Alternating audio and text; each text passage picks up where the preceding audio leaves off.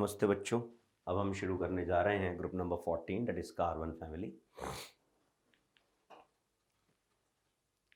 Introduction. So group 4A contain 5 elements.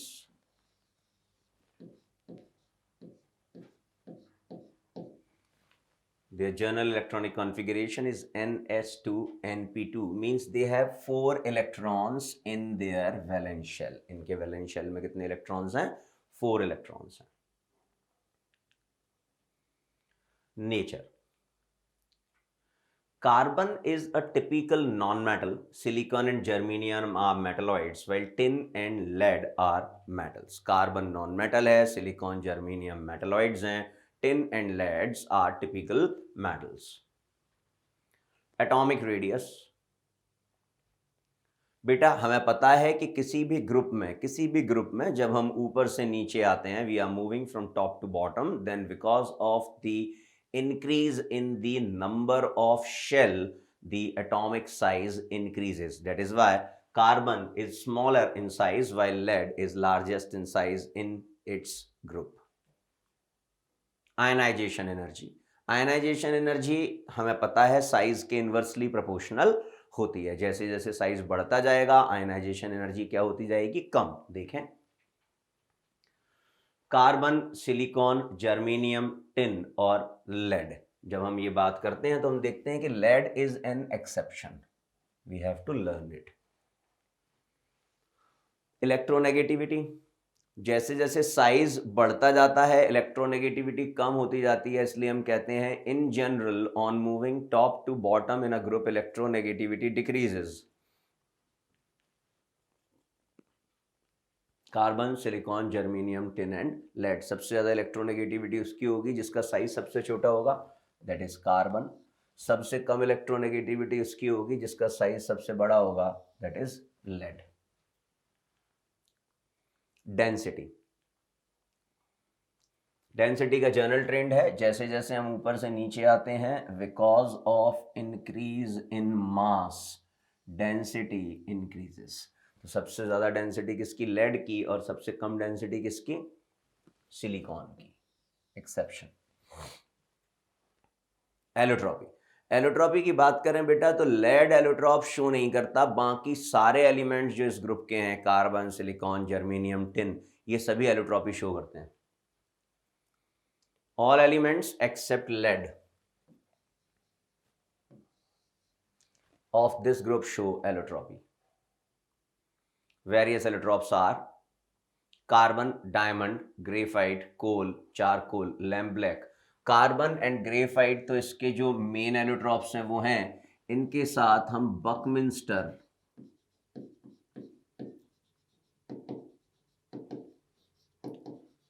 या फुलेरीन, दोनों एक ही बात है. इनमें carbon C60 to C70 exist करता है.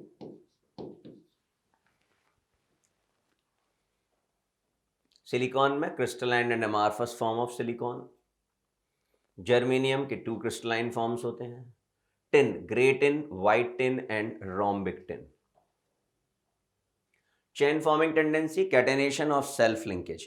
बेटा अगर मैं इसकी बात करूं कि कौन से एलिमेंट्स हैं जो आपस में जुड़ते ही चले जाते हैं और एक लंबी चेन का फॉर्मेशन करते हैं, तो कार्बन इन एलिमेंट्स का लीडर है. मतलब पूरे पीरियोडिक टेबल में बात करूं तो कार्बन की सेल्फ लिंकिंग प्रॉपर्टी यानी कि कैटेनेशन प्रॉपर्टी सबसे ज्यादा है. उसके बाद बेटा दूसरे नंबर पर आता है सल्फर. सल्फर सेल्फ कैटेनेशन करते हुए 8 मेंबर्स तक, मतलब 8 सल्फर तक जुड़ सकते हैं, S8 का फॉर्मेशन करते हैं. उसके बाद आता है फॉस्फोरस, सेल्फ लिंकेज करते हुए 4 फॉस्फोरस आपस में जुड़ सकते हैं. तो number 1 carbon, then sulphur, then phosphorus. ये 3 एलिमेंट्स हैं जो कैटेनेशन की प्रॉपर्टी सबसे ज्यादा शो करते हैं. All elements of this group have catenation property. This property decreases from carbon to lead. The decrease of this property is associated with mm bonds energy, which decreases from carbon to lead. क्योंकि size जो है वो क्या होता जा रहा है बेटा? बढ़ता जा रहा है. और साइज बढ़ता जा रहा है तो mm बॉन्ड लेंथ भी बढ़ती जा रही है. और अगर एम बॉन्ड लेंथ बढ़ती जाएगी तो एम बॉन्ड की जो एनर्जी होगी वो डिक्रीज होती जाएगी। इसलिए हम बोल रहे हैं कि टॉप टू बॉटम यानी कि कार्बन से लेड तक जब हम मूव करते हैं तो ये जो टेंडेंसी है वो क्या होती जाती है, डिक्रीज होती जाती है। The greater tendency of carbon for catenation is due to nearly same value of carbon bond energy as the energy of bond between carbon and other elements. On the other hand, Si bond is weaker than the bond between Si and other elements. Silicon किसी दूसरे element के साथ bond बनाएगा तो निश्चित रूप से वहां पर क्या होगा, निश्चित रूप से वहां इलेक्ट्रोनेगेटिविटी डिफरेंस होगा और इलेक्ट्रोनेगेटिविटी डिफरेंस होने की वजह से उनका बॉन्ड जो होगा वो क्या होगा, स्ट्रांग होगा। लेकिन जब मैं Si और Si की बात कर रहा हूं तो एक तो साइज बड़ा है और दूसरा इलेक्ट्रोनेगेटिविटी डिफरेंस जीरो है। इस वजह से Si का बॉन्ड Si और दूसरे एलिमेंट के बॉन्ड के कंपैरिजन में क्या होता है, वीक होता है। इसलिए उसकी कैटेनेशन प्रॉपर्टी जो है वो क्या होने लगती है, वीक होने लगती है। The catenation property is responsible for a large number of compound of carbon. हमें पता है ना कि जितने भी मतलब पूरे ऑर्गेनिक कंपाउंड बिना कार्बन के अधूरे हैं। कार्बन है तो ऑर्गेनिक कंपाउंड्स हैं और कार्बन नहीं है तो ऑर्गेनिक कंपाउंड्स नहीं हैं। Alkane, alkene, alkynes, alcohol, phenol, ether, carbonyl compounds, carboxylic acid and derivatives, amine, कोई भी ऑर्गेनिक कंपाउंड आप ले लो बिना कार्बन के वो अधूरा है। Melting point and boiling point. The melting point and boiling point of group 13 element are comparatively higher than that of group 13 because in members of carbon family, due to the presence of 4 valence electron, they form 4 covalent bond between them, therefore their bond forces are strong. तो जैसे जैसे हम group में ऊपर से नीचे आते जाते हैं, जो मेल्टिंग पॉइंट और बॉइलिंग पॉइंट है वो क्या होता जाता है, कम होता जाता है। Melting point and boiling point generally decreases. Formation of complex. All element except carbon form complex compound. Carbon को छोड़कर इस ग्रुप के सभी एलिमेंट्स कॉम्प्लेक्स का फॉर्मेशन कर सकते हैं, क्योंकि कॉम्प्लेक्स फॉर्मेशन के लिए कंडीशन होती है कि size of atom, central atom must be small, छोटा होना चाहिए और उनके पास वैकेंट ऑर्बिटल होने चाहिए। तो कार्बन चूंकि सेकंड पीरियड को बिलोंग करता है तो उसके पास वैकेंट ऑर्बिटल नहीं है, लेकिन सिलिकॉन, जर्मेनियम, टिन, लेड ये respectively third, fourth, fifth, six period के एलिमेंट्स हैं, तो निश्चित रूप से they have vacant d orbitals. तो ये दोनों कंडीशन कॉम्प्लेक्स कंपाउंड के फॉर्मेशन की सेटिस्फाई हो रही हैं एलिमेंट्स के द्वारा, so they can form the complex compound with coordination number 6, ये भी याद रखिएगा। Metallic property. On moving from top to bottom in a group, the non-metallic character slowly decreases and metallic character increases। जैसे हमने बात की थी कि कार्बन नॉन मेटल है, सिलिकॉन, जर्मेनियम मेटलॉइड्स हैं, tin and leads are metal. Chemical properties. Chemical properties की बात करूं तो सबसे पहले मैं वैलेंसी एंड ऑक्सीडेशन स्टेट पर आता हूं। बेटा अगर मैं वैलेंसी की बात करूं तो ये एलिमेंट्स जो हैं वो 4 वैलेंसी शो करते हैं, और ऑक्सीडेशन स्टेट की बात करूं तो they have range of oxidation state. The minimum value is -4 and the maximum is +4। मतलब range of oxidation state is from -4 to +4, -4 to +4। देखिए, general configuration of group 4a element is NS2 NP2. The elements are neither highly electropositive or highly electronegative, hence they form mostly covalent compound. These elements form tetracovalent compound in their excited state. याद रखने वाली बात है, carbon family के जो भी tetravalent compound बनते हैं वो सभी के सभी एक्साइटेड स्टेट में ही बनते हैं। ग्राउंड स्टेट में कार्बन, बोरॉन, बेरिलियम ये कंपाउंड का फॉर्मेशन कर ही नहीं सकते। रेंज एंड ऑक्सीडेशन नंबर भी मैं यहां लिख देता हूं बेटे।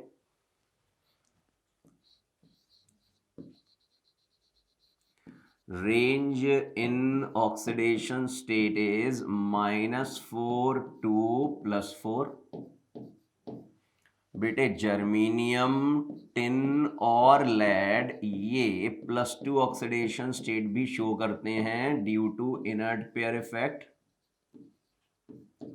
Due to inert pair effect.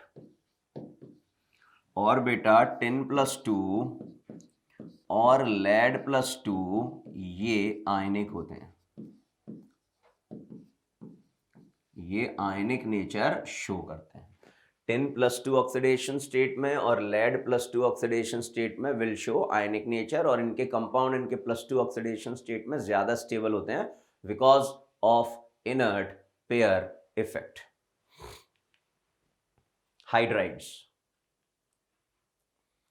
carbon form a number of hydrides known as alkanes, alkenes, alkynes and number of aromatic compounds। देखिए कार्बन की तो चूंकि कैटेनेशन प्रॉपर्टी बहुत ज्यादा होती है तो कार्बन तो नंबर ऑफ हाइड्राइड्स बनाता है। ये एलिमेंट्स जो हैं वो हाइड्रोजन से डायरेक्टली और इनडायरेक्टली अटैच्ड हो सकते हैं, मतलब हाइड्रोजन के साथ ये भयंकर रिएक्टिव हैं, फटाफट रिएक्शन करते हैं। तो जैसे कार्बन बनाता है एल्केन CnH2n+2, वैसे ही बेटे सिलिकॉन बनाता है सीलेन, जर्मीनियम बनाता है जर्मेन, टिन बनाता है स्टेनेन, लेड बनाता है प्लम्बेन। उन सबका जनरल फॉर्मूला एल्केन के जनरल फॉर्मूला जैसा ही होता है। तो number of hydrides and tendency to form hydride decreases from carbon to lead, मतलब सबसे ज्यादा रिएक्टिविटी हाइड्रोजन के प्रति कौन प्रदर्शित कर रहा है, कौन शो कर रहा है, कार्बन, और सबसे कम कौन शो कर रहा है, लेड। लेकिन ये लोग हाइड्रोजन से डायरेक्टली और इनडायरेक्टली रिएक्ट करने के लिए आतुर रहते हैं, इनकी एफिनिटी हाइड्रोजन के प्रति ज्यादा होती है। देखिए hydride of silicons are silanes, general formula alkane वाला है। Hydrides of germanium are germane, देखिए जनरल फॉर्मूला वही है। GeH4 is monogermane, Ge2H6 is digermane, Ge3H8 is trigermane. Tin form monostannane and distannane, lead form only PbH2 यानी कि plumbane. It is not stable and decomposes slowly even at room temperature. जैसा मैंने आपसे बोला था कि the number of hydride and tendency to form hydride decreases from top to bottom. Halides, अगर बेटे मैं हैलाइड्स की बात करूं तो कार्बन हैलोजन से डायरेक्टली एसोसिएट नहीं होता, ऑल्दो इट फॉर्म हैलाइड्स। कैसे बनाता है, उसके हाइड्राइड्स की रिएक्शन हम हैलोजन से करा देते हैं। मतलब अगर मैं मीथेन की रिएक्शन क्लोरीन से कराऊंगा तो मुझको मोनोक्लोरोमीथेन, डाइक्लोरोमीथेन, ट्राइक्लोरोमीथेन, टेट्राक्लोरोमीथेन मिल सकता है या मिलेगा फ्रॉम फ्री रेडिकल सब्स्टिट्यूशन। बाकी जितने भी एलिमेंट्स हैं, सिलिकॉन है, जर्मीनियम है, टिन है, लेड है, ये सभी के सभी क्या है, हैलोजन से डायरेक्टली रिएक्ट करते हैं और क्या फॉर्म करते हैं, टेट्रावेलेंट हैलाइड्स।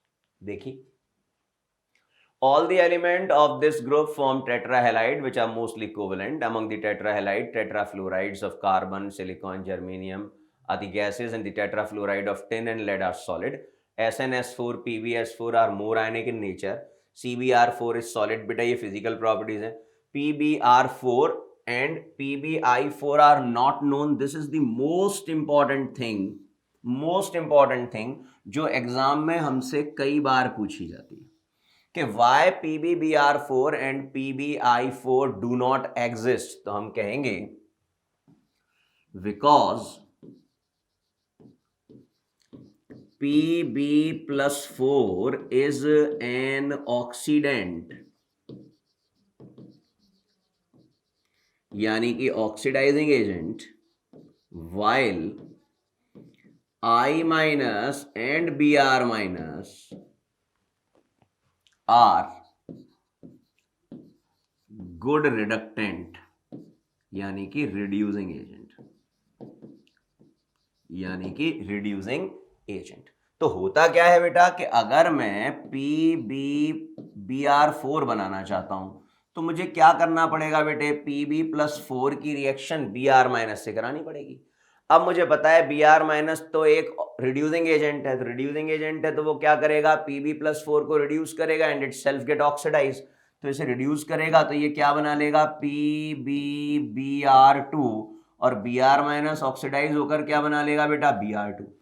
ठीक है, ऐसे ही जब मैं आपसे बात करूंगा PbI4 के फॉर्मेशन की तो Pb+4 किसके साथ रिएक्शन करेगा बेटे, I- के साथ। चूंकि I- मुझे पता है स्ट्रॉन्गेस्ट रिड्यूसिंग एजेंट है, Pb+4 को फर्दर रिड्यूस करेगा Pb+2 में, यानी कि फॉर्म करेगा PbI2 और खुद ऑक्सीडाइज हो जाएगा आयोडीन में, यानी कि ये बन गया I2। तो मैंने देखा कि क्यों PbBr4 और PbI4 एग्जिस्ट नहीं करते हैं, तो हमारा आंसर होगा because Pb+4 is an oxidising agent while Br- and I- are good reducing agent. इस वजह से PbBr4 और PbI4 नहीं बनता है, PbBr2 और PbI2 बनता है।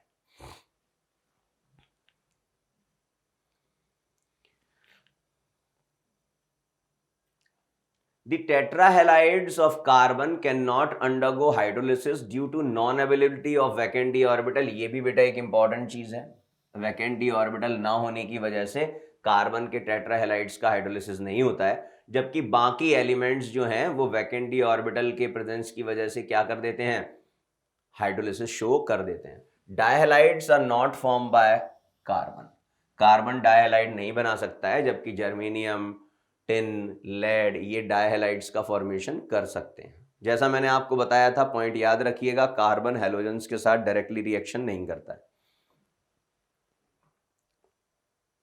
Dihalides of Si, Ge and tin are strong reducing agent, whereas lead dihalides are highly stable due to inert pair effect.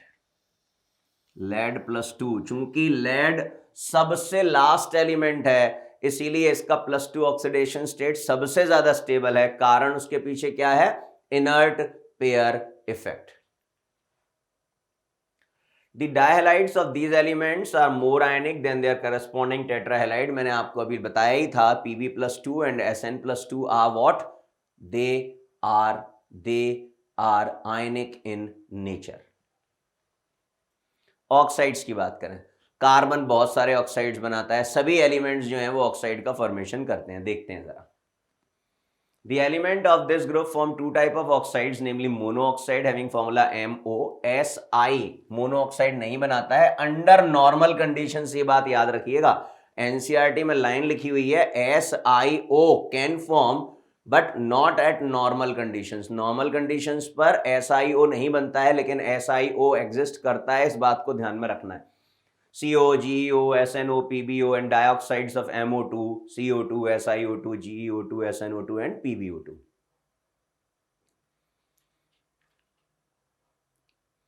CO2 exists in gaseous state। CO2 में carbon क्या है, sp hybridised है। SiO2 high melting solid है। SiO2 में एक silicon, आप देख रहे हो sp3 हाइब्रिडाइज्ड है, तो कैसे है, एक सिलिकॉन 4 ऑक्सीजन से टेट्राहेड्रली सराउंडेड होता है। एक सिलिकॉन ऑक्सीजन एटम से टेट्राहेड्रली सराउंडेड होता है, तो इन नेटवर्क स्ट्रक्चर का फॉर्मेशन करता है, इसलिए इसका मेल्टिंग पॉइंट जो होता है वो बहुत ज्यादा होता है। Does SiO2 exist as polymeric solid? In this solid, every silicon is singly bonded to 4 oxygen atom। CO2 and SiO2 are weakly acidic in nature, while GeO2, SnO2 and PbO2 are amphoteric in nature। Chemistry of carbon, allotropes of carbon। Carbon exists in two type of allotropic forms। Crystalline, diamond and graphite are two crystalline form of carbon। Amorphous, there are many amorphous form of carbon such as coal, wood charcoal, animal charcoal, lamp black, coal, gas carbon, etc। Chemical properties, combustion, all the allotropic form of carbon burns in air or oxygen to form carbon dioxide when oxygen supply is sufficient। मतलब जब large amount of oxygen आप ले रहे हो, या मैं कहूं जब आप कंप्लीट कंबस्शन करा रहे हो, तब तो कार्बन के सभी एलोट्रॉप किसका फॉर्मेशन करेंगे, कार्बन डाइऑक्साइड का। लेकिन जब आप पार्शियल कंबस्शन करा रहे हो, मतलब आपके पास ऑक्सीजन का अमाउंट जो है वो सफिशिएंट नहीं है, लिमिटेड अमाउंट ऑफ ऑक्सीजन है, तब हम इसे कहते हैं पार्शियल कंबस्शन। और किसका फॉर्मेशन होता है बेटे, कार्बन मोनोऑक्साइड का फॉर्मेशन होता है। C+O2 CO2 carbon dioxide when oxygen is in excess. C+O2, यहां पर हमने देखा कि ऑक्सीजन जो है वो लिमिटेड सप्लाई है, तब बन रहा है carbon monoxide. Reducing property, carbon एक अच्छा रिड्यूसिंग एजेंट है। It reduces many metallic oxide to corresponding metal, sulphates to sulphides, water to hydrogen. देखिए जब मैं जिंक ऑक्साइड की रिएक्शन कार्बन से कराता हूं तो कार्बन इस जिंक ऑक्साइड को रिड्यूस कर देगा और खुद ऑक्सीडाइज हो जाएगा किसमें, कार्बन मोनोऑक्साइड में। और जिंक को देखिए, जिंक ऑक्साइड को किसमें रिड्यूस कर दिया, जिंक में, क्योंकि मुझे पता है रिड्यूसिंग एजेंट का काम है ऑक्सीजन को रिमूव करना। पीबीओ की रिएक्शन कार्बन से कराई, सेम काम हो गया, कार्बन ने लेड को रिड्यूस कर दिया और खुद ऑक्सीडाइज हो गया। Combustion with other element, it combine with sulphur when vapours of sulphur are passed over red hot carbon forming carbon disulphide. देखिए सी प्लस सल्फर की रिएक्शन करवाई तो क्या बन गया, carbon disulphide. When electric spark is struck between carbon electrodes in the presence of hydrogen, acetylene is formed. देखिए carbon की reaction hydrogen से करा रहा हूं, एक इलेक्ट्रिक स्पार्क यानी कि करंट प्रोवाइड करा रहा हूं, तो मुझे मिल रहा है acetylene, that is C2H2। Formation of carbide, carbide का फॉर्मेशन, जब कार्बन को मैं सर्टेन मेटल्स के साथ फॉर्म करता हूं और उनके ऑक्साइड्स के साथ हीट करता हूं तो मुझे करस्पॉन्डिंग कार्बाइड्स मिलते हैं बेटे। कार्बाइड्स जो होते हैं वो तीन प्रकार के होते हैं, एक होता है आयनिक कार्बाइड, एक होता है कोवेलेंट कार्बाइड और एक होता है इंटरस्टिशियल कार्बाइड। आयनिक कार्बाइड को बेटा हम फर्दर तीन भागों में डिवाइड करते हैं। कौन कौन से तीन भाग हैं, वो है एसिटालाइड, मिथेनाइड और एलाइलाइड। एसिटालाइड आफ्टर हाइड्रोलिसिस एसिटिलीन फॉर्म करते हैं, मिथेनाइड आफ्टर हाइड्रोलिसिस मीथेन फॉर्म करते हैं और एलाइलाइड आफ्टर हाइड्रोलिसिस मिथाइल एसिटिलीन यानी कि प्रोपाइन का फॉर्मेशन करते हैं। देखें CaO कैल्शियम ऑक्साइड की रिएक्शन मैंने कार्बन से कराई, टेम्परेचर बहुत ज्यादा लिया, मुझे मिल गया कैल्शियम कार्बाइड। एल्यूमिना की रिएक्शन मैंने कार्बन से करवाई, ज्यादा टेम्परेचर पर, मिल गया एल्यूमिनियम कार्बाइड। सिलिकॉन की रिएक्शन करवाई मैंने कार्बन से, सिलिका की, तो मुझे मिल गया सिलिकॉन कार्बाइड, जिसे हम कहते हैं कार्बोरंडम, बहुत ज्यादा मेल्टिंग पॉइंट होता है इसका। Carbon combined with beryllium on heating to form carbide. Beryllium, calcium और एल्यूमिनियम की रिएक्शन में हाई टेम्परेचर पर कार्बन से करवाता हूं तो मुझे क्या मिल जाता है, बेरिलियम कार्बाइड, कैल्शियम कार्बाइड और aluminium carbide. Action of acid, charcoal या carbon dissolve slowly in hot dilute nitric acid forming a brown coloured substance known as artificial tannin. However concentrated nitric acid oxidise carbon to carbon dioxide. Dilute nitric acid की reaction कराऊंगा तो मुझे एक brown colour का substance मिलेगा जिसे मैं कहता हूं आर्टिफिशियल टेनिन, जबकि कॉन्सेंट्रेटेड नाइट्रिक एसिड की रिएक्शन कराऊंगा तो वो कार्बन को कार्बन डाइऑक्साइड में कन्वर्ट कर देगा, ऑक्सीडाइज कर देगा। देखिए 4C plus HNO3, this HNO3 is concentrated, बन रहा है कार्बन डाइऑक्साइड, NO2 और H2O। Hot and concentrated H2SO4 oxidize carbon to carbon dioxide and itself get reduced to sulfur dioxide। ये बात मैंने आपको बेटा HNO3 की प्रॉपर्टीज में भी बताई हुई है और ये बात मैंने आपको H2SO4 की प्रॉपर्टीज में भी बताई हुई है। देखिए कार्बन की रिएक्शन H2SO4 से करा रहा हूं तो बन रहा है कार्बन डाइऑक्साइड जो कार्बन के ऑक्सीडेशन से बना, बन रहा है सल्फर डाइऑक्साइड जो सल्फर के रिडक्शन से बना, मतलब सल्फ्यूरिक एसिड के रिडक्शन से बना। In the above reaction, small quantity of malate acid, benzene hexacarboxylic acid is also formed. Benzene hexacarboxylic acid is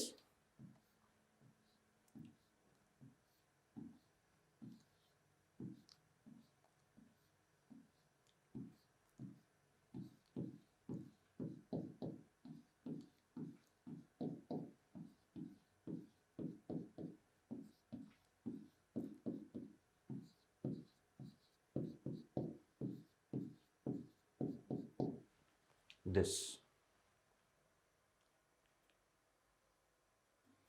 12C plus 9 H2SO4 gives us C6COOH whole 6 plus 6H2O plus 9SO2.